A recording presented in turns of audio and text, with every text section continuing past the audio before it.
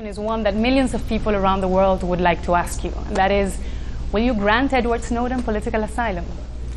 Mire, todo ser humano, todo ciudadano tiene derecho a solicitar. Look, every human being, every citizen has the right to request asylum under the Universal Declaration of Human Rights, inter-American law, in accordance with our Constitution and the immigration law. So Citizen Snowden is entitled to request asylum. Sovereignly, the country may decide to grant it to him or not, and we shall do so at the proper time. What's the problem? Citizen Snowden is not yet located on Ecuadorian territory, and consequently, we cannot process his asylum request. But I stress, should he be on Ecuadorian territory, we would have to process his asylum request and we would make a sovereign decision taking into consideration the U.S. legal framework, the international legal framework, the U.S. position, the position of Mr. Snowden, but also what has been decried by Mr. Snowden, because it now would seem that the problem is Mr. Snowden's and not the terrible cases of espionage that this American citizen denounced to the world.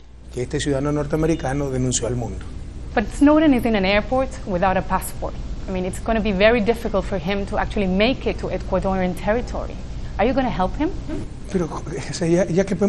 What can we do since he is in a foreign country, a foreign citizen? It's out of our hands, I insist. If this American citizen gets to an Ecuadorian embassy, arrives in Ecuadorian territory, we can process his visa, but at this time the case is not in the hands of Ecuadorians.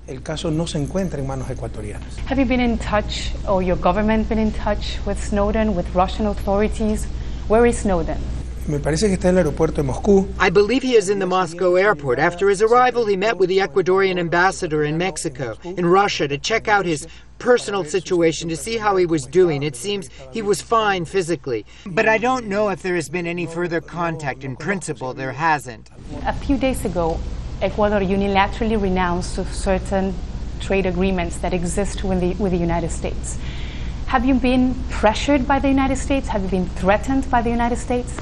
Tengo que reconocer que a nivel de gobierno, a excepción I must recognize that at the government level, with the exception of one quite indelicate statement by a State Department spokesperson who brought up a contradiction, look at the countries where Snowden was seeking asylum, Russia, China, Ecuador, where freedom of expression is not respected. What do they know about our country? What absence of freedom of expression? Just look at the country where freedom of expression is breathed every which way.